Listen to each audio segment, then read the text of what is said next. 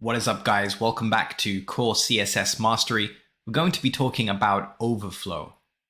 Firstly, we need to define what overflow is, and we're going to do that with this container we see on the HTML page. Currently, it has a height of 300 pixels, a width of 300 pixels, and a solid black border. Let's now paste in a rather long selection of text into that container, and let's refresh the page. You can see we have a problem. That text is so long that it takes up more than 300 pixels in height, but the container is only 300 pixels. So we have an issue where the text is overflowing the container. Now, one thing we can do is make use of a min height value. We didn't cover this explicitly so far in the course.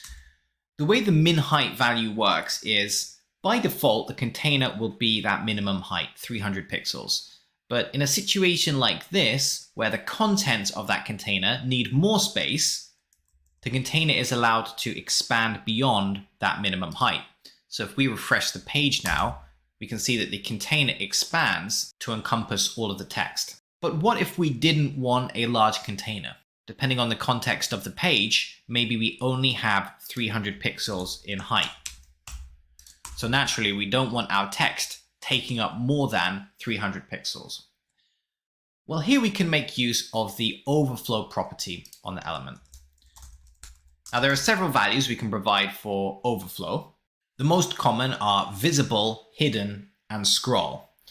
Now, visible is not really that common because it's the default setting. So if we set that to visible, that's how the element is going to handle overflowing text by default.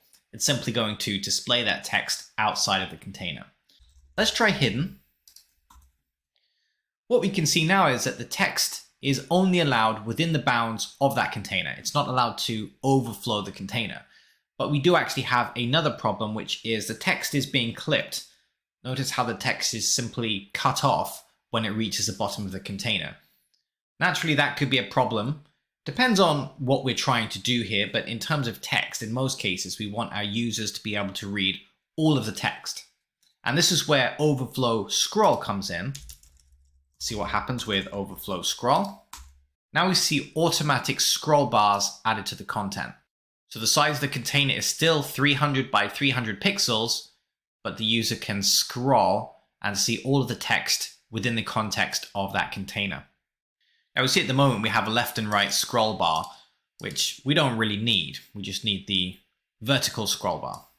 So it's good to be aware of the fact that overflow is actually a shorthand CSS property, and it's short for Overflow-y and Overflow-x. So Overflow-y is the vertical scrolling and Overflow-x is the horizontal scrolling. So if we change this overflow property to Overflow-y, well, we know Overflow-x by default is going to be visible, so it allows us to get rid of that horizontal scroll bar, which we don't really need. Another thing we can do, which is perhaps more commonly used to achieve the same effect, is to use the auto value for the overflow property. So if we set overflow to auto and refresh the page, we can see that the browser intelligently figures out that we need the vertical scroll, but we don't actually need the horizontal scroll with this container given this text. Overflow might behave differently depending on the user agent or the browser, but we can see in this case it accomplishes exactly what we want. But let's just say on a given browser it's not quite behaving as we want it to. Well, we can manually configure this by making use of Overflow-y and Overflow-x. Now, one final aspect of this while we're on the topic, we can also make use of a max height property. So if we understood what min height does, max height's fairly self-explanatory as well. It sets a maximum height for the element. Now, if we just leave Overflow Auto set, let's set a very large height for the element. Let's say 800 pixels. And we can see in this case that no scroll bar appears. We've set Overflow to auto, and the browser figures in this case, actually, since we don't even need that full max height of 800 pixels, this container is currently less than 800 pixels, we can fit all of the text in this container without making use of scroll bars. Whereas if we'd specified explicitly that overflow must be scroll, Well, now we get scroll bars for content where we don't really need scroll bars. You can see perhaps the advantage of making use of Overflow Auto, especially if the text contained within that container could be dynamic, for example. Maybe sometimes it's longer than other times. So we could set a max height, and if we have Overflow Auto set, then it's only going to load up those scroll bars if the container ends up being larger than the explicitly defined max height. So just to illustrate that, let's set Overflow back to auto. So we can see we have no scroll bars. And let's imagine the max height on our element was not 800 pixels, it was actually 400 pixels.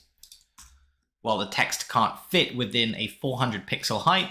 So guess what? We get the vertical scroll bars automatically loaded up for us. So the key takeaways from this lesson: the overflow property, it's actually shorthand for Overflow-x and Overflow-y. But in most cases, we can just use overflow as a shorthand property. And the values we'll use most commonly: visible, but it's set as visible by default anyway, hidden, scroll, and auto. That's all you need to know about Overflow. Thanks very much for watching. Catch you in the next part of the course.